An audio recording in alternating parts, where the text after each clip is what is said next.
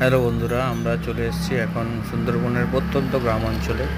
এখানে রাস্তাগুলো সত্যি একটু খারাপ, কিন্তু জায়গাটা সত্যি খুব দুর্দান্ত।